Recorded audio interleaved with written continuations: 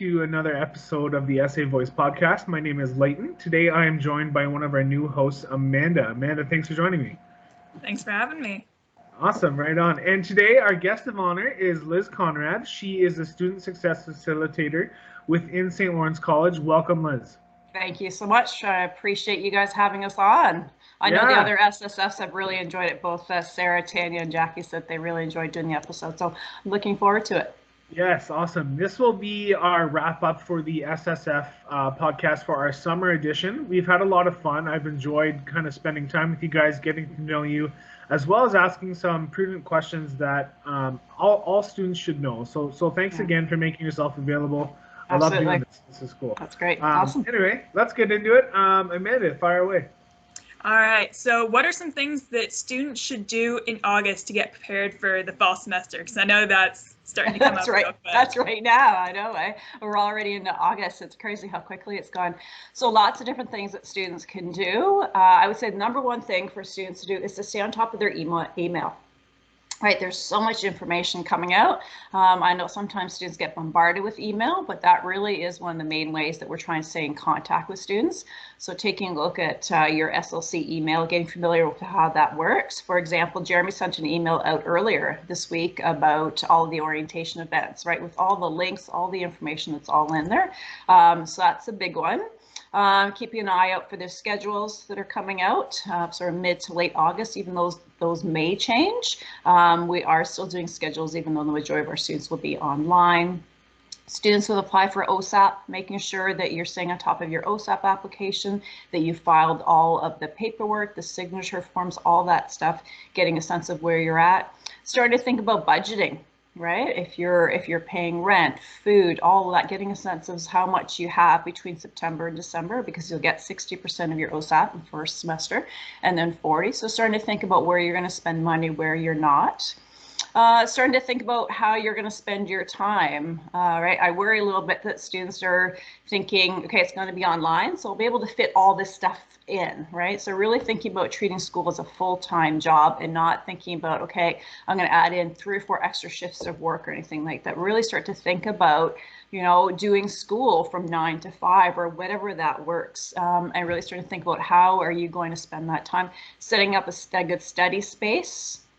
I know sometimes I am guilty of moving my laptop, right? So sometimes in my chair, sometimes on the kitchen table, and then I'm running around trying to find a pen or my pad of paper, or where did I put that? So really setting up a study space where you can go, and that's where you're thinking about school, right? So that's where your bubble when you're there, just even physically to get your mind thinking about that. Starting to think about books, right? When schedules go out, book lists, what books do you need, what are recommended, what are must-haves, or knowing how to order that. Making sure your fees are paid. Most students should have paid all of their fees, with the exception of folks who are on OSAP that have deferred. Wow, lots of school supplies, right? Thinking about how are you going to organize everything, right? Do you think you're going to need a printer, right? If you do, making sure you've got that, depending what type of learner. I know for me, often I like to print things off and sort of, you know, highlight, write things in the margins. For some students that really enjoy working online, that's okay too. So lots of things that you can think about so that you're not feeling that cram the first couple of weeks once classes start. Yeah, you had a pretty extensive list there, but once you break it down, it's nothing too crazy. But I'd like to circle back to textbooks. Sure. Do you know if textbooks are going to be in a different format? Are they going to be online, or will they still be in the hard copy for the year?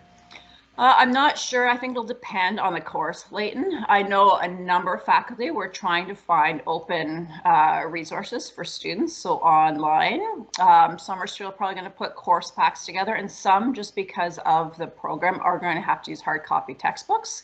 So you have to order them, get them delivered. But I know there's lots of conversations sort of May, June with faculty to try and figure out where their alternative resources for students.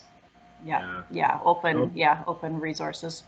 It's going to be one of the trickier parts, but I think it will happen. I think it will pull together and work out. So that's good. So obviously this year, with everything going on, is going to be very different than years past. I was just wondering if you could maybe go over with us how the fall orientation will look compared to other years this year. Yeah, so I think the bones of it will be very similar. The goals are still to get students engaged, to meet peers, to meet their faculty, to get some more information on their program. So 2 parts. We'll have orientation, and then we're going to have I can't remember what we're calling it now, I think it's orientation Smart Start that we usually have in August. I think we're calling it something different. So that's happening across all 3 campuses. But orientation will be via Blackboard, so we'll be online. All right, so students will be able to log into the slc.me, go to Blackboard. There's an orientation course, if you want to call it that, right, where they go on in there. And then there's information there from SSFs, from Student Wellness and Accessibility, from International, from faculty, information about all that program. So it will be definitely online, but we're really trying to give students all that content, all the information they would have gotten in person in the classroom from their faculty online.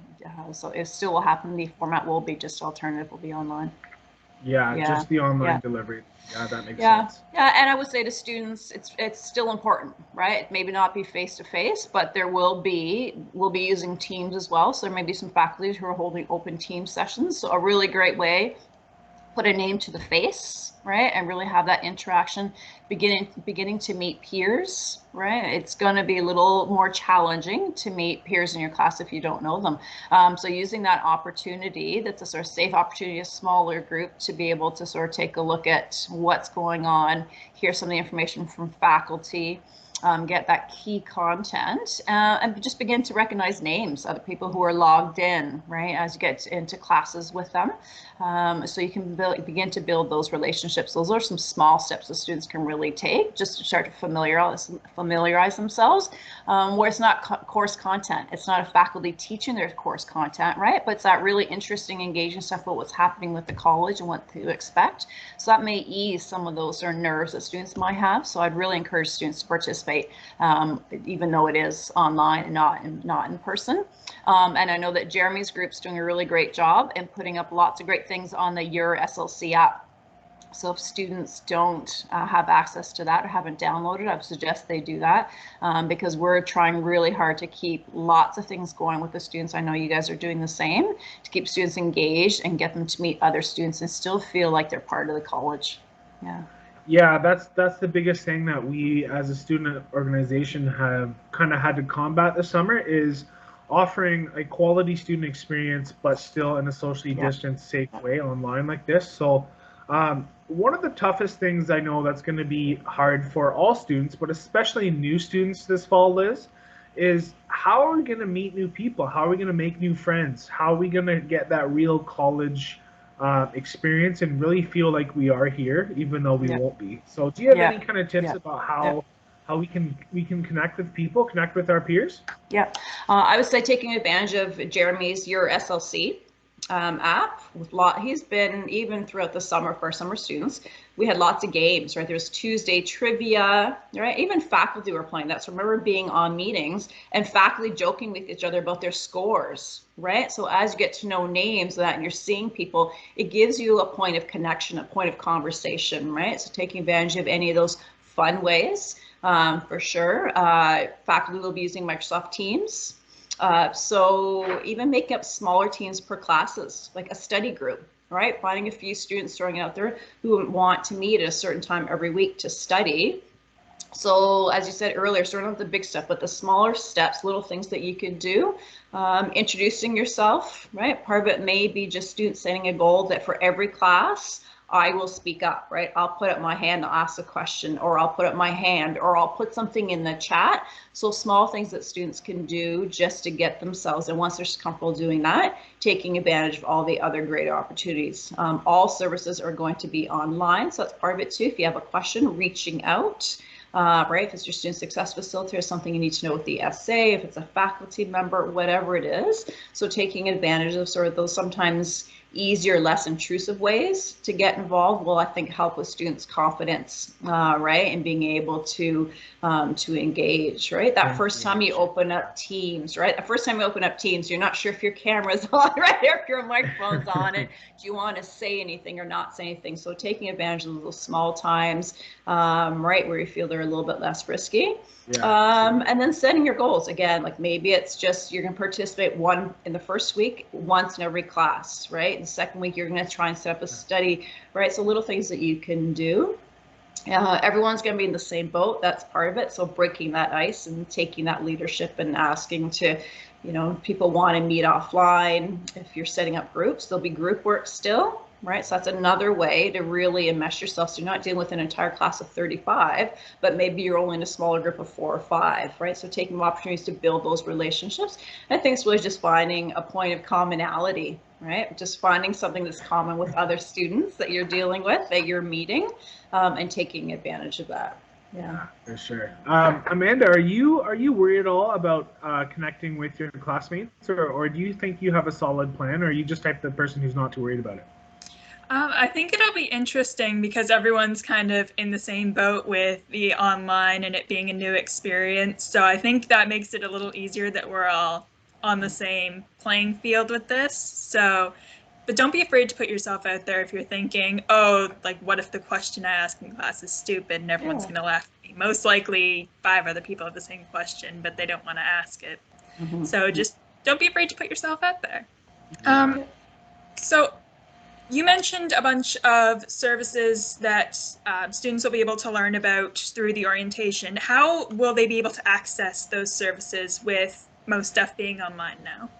Yeah, so everything is still going to be accessible. Online appointments. I know all the student success facilitators in emails. We have a link to book appointments. If you look at the website, almost everyone has got email or contact information. Online booking, right? The libraries have live chats that you can, right? There's appointments. They're using MS Bookings now to book appointments, so you can do that. Faculty, probably the quickest way is via email, which they will have posted. So Student Wellness and Accessibility has an email, International has an email, OSAP has email, so that may be the quickest, but I know a number of our services now have online booking options for students, so you just go right in there, book an appointment. Yeah, that's good. I think we're going to see a huge influx of people using these services just because they have to. I know they've been tried and tested all summer, so hopefully they can stand up to the task. But yeah, it's going to be a weird fall. I don't think we'll ever see anything like this again for a long time. So I'm super interested to see how it all goes and what the quality of education and the school kind of experience will be like. And I know it will be good. It'll be as good as it can be, but again, like you guys have both stated, it's a weird time, and who knows what's going to happen and what will come of it. But we got to make the best of it for sure. Yeah, and I think faculty. Well, I know that faculty are very understanding, right? So many faculty trying to figure this as well, making that switch to alternative delivery. So in a lot of ways, they're in a similar boat as the students, right? Trying to provide course content that's engaging in lots of different ways, right? So switching their PowerPoint presentations, right? So that's geared more for online learning as opposed to, it's going to be synchronous and asynchronous. So there's still going to be class times. There's still going to be teachers who are teaching live on Teams, right? So that's why we're calling it alternative delivery, because it's not simply online. There's going to be a lot of it that you're going to have to log in at your class time, and your professor is going to be there, right? With I'm not sure if it's going to be a whiteboard or what it is, but they're going to go through some of those concepts. So students need to feel reassured that we're not just sort of saying, here you go, here's 5 classes, here's 6 classes, here 8 classes, good luck, we'll see you in December. That's certainly not the experience that we want our students to have. But it is difficult, right? The reason that you guys are doing what we're doing, why the SSS do what they do in faculty, is we love that student interaction, right? We want to make that experience for students as fulfilling as absolutely possible. So yeah, we're all going to just have to try really hard and really be patient and help each other whenever possible. Yeah. So you're telling me I still have to wake up for advanced finance at 8:30? It's possible. I don't love that. No avoiding the 8 a.m. Monday classes this time. I know. Having that flexibility to sort of do your own thing has been, right? It's been helpful.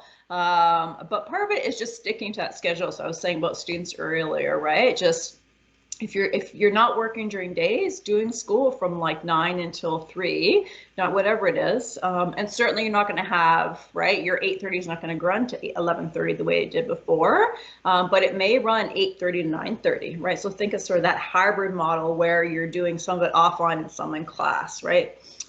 So yeah, you may, unless your faculty is not a morning person, then maybe they're catching you at the last hour of the 3 as opposed to the first hour. But Yeah, that structure really helps. So I think as humans, sometimes the busier that you are, the more productive you are, right? So scheduling classes, study time, all of that, I think helps us be a little more productive. yeah, for sure. And it'll definitely be easier to schedule it once we kind of get into the swing of things, and you know, like, okay, this is going to take me this long to do, and I have this much time to do this. Like, once everything's back up and running, it'll be a little easier to kind of figure out what's what. And when it comes to all your study skills and all of that, that's what the student success facilitators are here for, right? You're wanting help putting a schedule together, book an appointment, right? I'm community services, just studies, and applied arts, so any of my students can book a meeting, and we'll set aside an hour and we'll work together, right? I'll share my screen, we'll put in their classes, we'll put in their work shifts.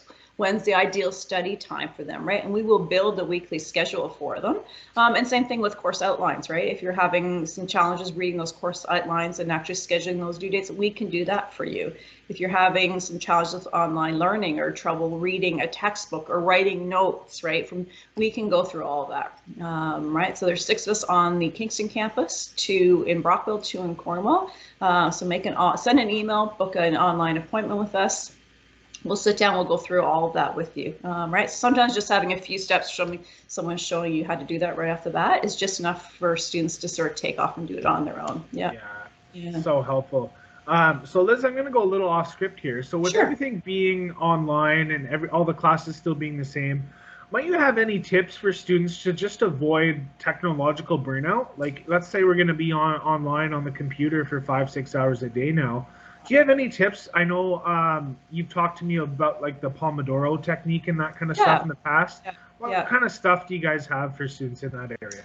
Yeah, I think for students, technology burnout, I think for all of us, I know for me, by 6 or 7 hours later, I find that I get motion sickness really easily, which didn't occur to me for a little while. It's the flipping back and forth between all the screens and the scrolling. I was actually feeling quite nauseous by the end of a few days. So for students, I'd say the same rule applies. Study no more than 50 minutes at a time, take a 10-minute break, get a power snack, get a glass of water, stretch. Don't be going 2-3 hours in a row. And we know the faculty are not going to have 3-hour synchronous lectures, so you're going to get that break. But similar strategies to offline, study for 50 minutes and 10, 45, and 15. So figure out what works best. Students should not be going an hour or 2 at once.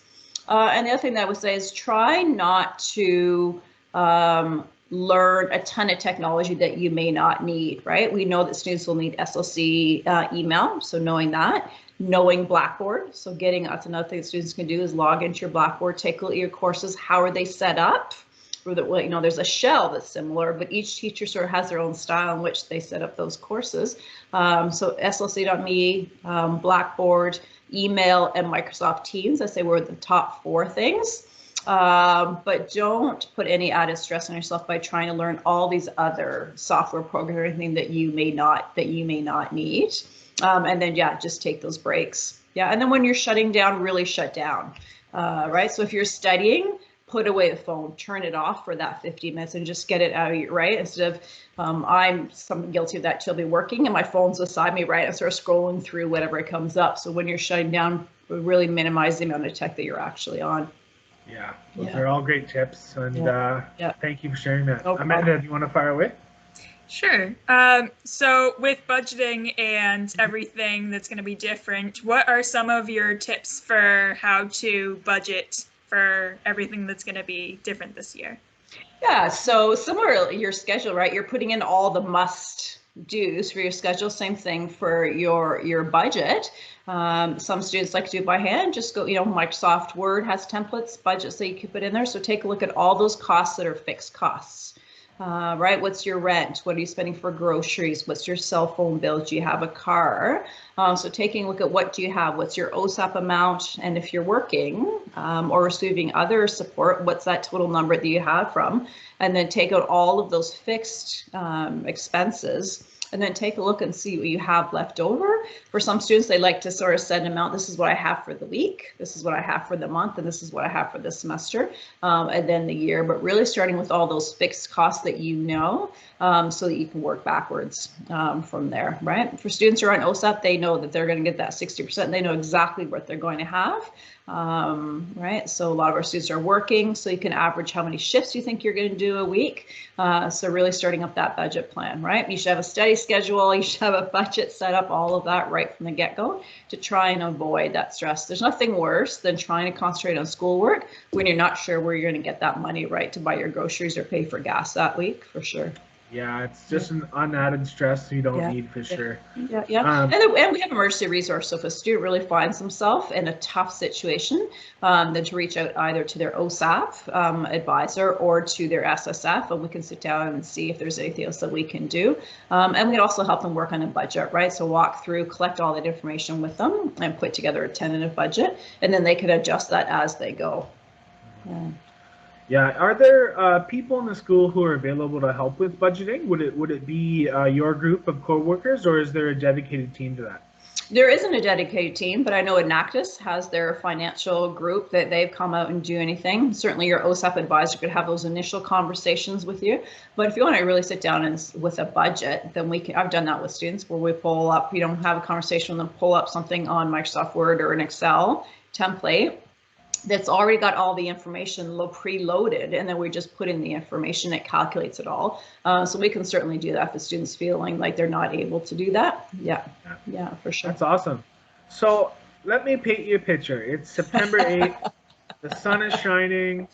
Instead of jumping on the bus and going down to school, I'm going to fire up my laptop and my classes are starting. What's the first thing I should do to get ready? First thing you should do is log into slc.me, log into Blackboard, and go through the orientation and go through your courses. Okay. What's there? Yeah, taking a look at those course outlines and what's up. Yeah, and a number of yeah, right. Taking a look at what's going on. What are your due dates? All of that for certainly slc.me. Blackboard, taking a look at that. A number of programs also have program hubs, right? So lots of social stuff are also loaded in those program hubs. So I'll use the behavioral psychology program. They have B-Psych Social, where it's students, and it's actually a hub, and they have all kinds of information, study groups, all that stuff's already built for students. So really taking a look at what's there for them, but Blackboard really is that key hub in slc.me. Yeah, that's awesome. And it's like you said, it's a good way to meet other people, see who's online, connect with them, form a study group, connect with your teacher, all key things that are really going to happen this semester to ensure success. So and teams, right? So it's the face-to-face, but you can also use the chat function, right? So if you're not really ready to have that conversation, you can put things in the chat. And if you're recognizing names, just go, hi, how are you? How's your day, right? Anything like to start building those relationships that may be in a more non-invasive way, so you get that comfort in having those conversations, and that will help you engage with other students and build those relationships. Yeah, that's awesome. Amanda, pardon me if I'm incorrect, are you going into your second year of accounting? I'm going into second year of the 2-year general. Okay, 2-year general. So what are you looking forward to the most, and what are you most nervous about going back here? I think I'm most looking forward to kind of reconnecting with everyone and kind of seeing where all of this goes, because we kind of got thrown into it right at the end of last year. So it'll be kind of interesting to see like where people take it from there, and then how we're all able to kind of connect and bring kind of that classroom atmosphere to the virtual environment. And then most nervous, I think, would be just being able to learn how to time myself with all of this, because I know that was one of my things last year, was I was trying to cram everything in around my schedule. So being able to schedule everything out, I think, will be probably my biggest challenge. What about you, Leighton? Yeah, to be honest, I'm looking forward to just getting back into marketing again and doing something that I'm super interested in. It's my last year of school. So to be honest, I'm looking forward to this journey being done. It will be 5 years for me, which is enough. And I'm most nervous, I think, about, like you said, just balancing everything in, and staying productive at home. Because when I'm home, that's my home space. It doesn't produce, the feeling in me where I can be productive. I like to have the separate work home environment. So I think I'm a little nervous about that, but I've been doing it since March, so it's not like it's new. So I think it will be okay. But like I said, I haven't done a full semester on it, and we'll see how it goes. I might have to hit Liz up for a few meetings. Well, you make a good point, Leighton, about having that break between work, right, and home, and having that separation. And that's, a lot of our students are in a situation where they have families, right, or elderly parents, and they're really sort of in the middle of all that, with the decision for students to go back to school. Right, children. So you've got students who are trying to deal with their own education, and possibly, nervousness around sending their kids to school and what's that going to be, trying to keep their kids on schedule for homework and all of that. So our students have lots of responsibilities outside of their academics, right? So it will be a lot for everyone to carry. But I too, like you, I like the 15-minute drive from Amherst to Kingston, right? It gives me that sort of going into work, sit down in my office, I'm not worried about anything else, right? And that coming home, right, and then just switching that switch and into home, and that makes it very difficult when maybe your only space that a student may have is at their kitchen table, right? So there's going to be some challenges, for sure. But I think the earlier students to sort of get themselves organized, put themselves into routine, getting up, showering, anything to do with sort of that routine and keeping you on and resisting that, I'm not going to shower until, right, I'm not going to bother shower, I'm not going to brush my teeth. Sometimes just those little things, getting up and getting dressed and starting your day, will make a difference around how productive you feel and how, effective you are around your schooling. Yeah. Absolutely. Get into routine and stick with it, and that will help you on your path to success. Yeah, we've talked about that before, and it's so key. Yeah. So that's awesome. Yeah, absolutely. Awesome. Well, ladies, thank you so much for both of your times. I really appreciate you guys making yourself available to come and talk about important things that students have tons of questions about. This has been a great initiative. I'm happy that we're able to continue this. And Liz, thank you so much for answering all our questions. Pleasure. Appreciate all your knowledge. And Amanda, thank you so much for sharing your experience with me. I know we have some concerns, but I think as two students going back to school, we'll make the best of it this fall. Yeah. Yeah. So no, thank you. And to everyone, just again, reach out. You have a question, please reach out. Your student success facilitator, your program coordinators, your faculty. We're all here to help in any way that we can. So please don't hesitate to reach out and ask any question, or just right, need someone to talk to, just to vent things out, just not sure. Sometimes students just don't know what question to ask, right? Yeah. So we're more than happy to have that conversation and try and figure out what challenges the students are dealing with, so that we can help in any way that we can. So awesome. Okay. Perfect. Well, all right. We'll sign off for then. Again, I'll talk to you ladies later, and thanks again. Have a great day. All right. Thanks, Leighton. Bye, Amanda. Take care. Bye. Bye, guys.